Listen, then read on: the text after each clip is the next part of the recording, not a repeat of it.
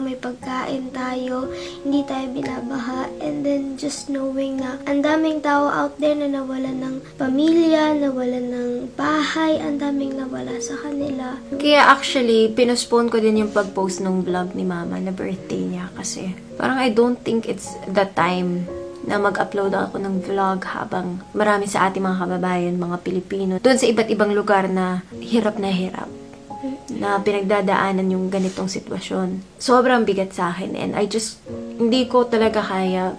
Kasi ang dami nagtatanong sa akin bakit hindi ako nag-upload ng vlog. Noong napanood ko tong CCTV clip ni Mama, parang sobrang yung puso ko as in parang sabi ko, this might inspire other people. Wasak na wasak talaga yung puso ko kapag nasa social media ako, nakikita ko na yung kalagayan nila. Sobrang bigat and to think of it na nandito ako sa bahay. Safe ako, oo, safe ang pamilya ko, pero masakit na makita ko silang ganun. So, yung nasa isip ko talaga was, tumulong ako in any way I can. Kaya, nag-start ako mag-order ng mga relief goods na magre-repack kami. Para sa akin, ibabalik ko sa kanila yun, sa mga taong nangangailangan. Hindi baling hindi ako kumita, or hindi ako magkapera, or mabawasan man yung mga kita, yung mga sahod ko.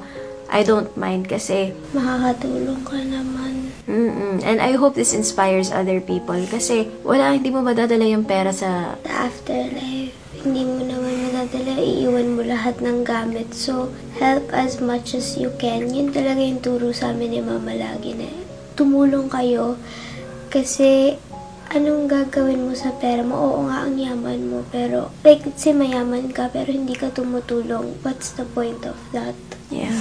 And it's just sad na may mga tao na nagsisisihan, bakit wala kang ginagawa. I think kaya naman natin magtulungan. Lahat tayo do our own part by sharing, praying for each other. Never blame. Ayoko yung may mga tao na nangihila ng ibang tao papaba na ikaw wala ka namang ginagawang ganun-ganun. Don't do that. Do your own part. Be a good person.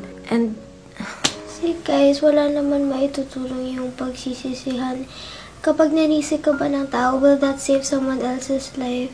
Diba, hindi naman. So, let's just try to do what we can and help. Wag na lang tayong mag-down ng ibang tao. Again, as I've stated in the beginning, hindi kasi ako komportable na mag-upload ng video. I want to do this para, syempre, lahat ng kita ng vlog na ito, i-donate ko. And aside from that, meron din ako mga i-donate from my heart, from my family. And yung regalo ni Mama na pinipilit din niyang ipamigay na din. So, I'm calling also out sa inyo na whatever comes from your heart, sana makatulong din kayo. Sana may mga taong ma-inspire, and I hope that we can still help each other by praying, by showing support, donating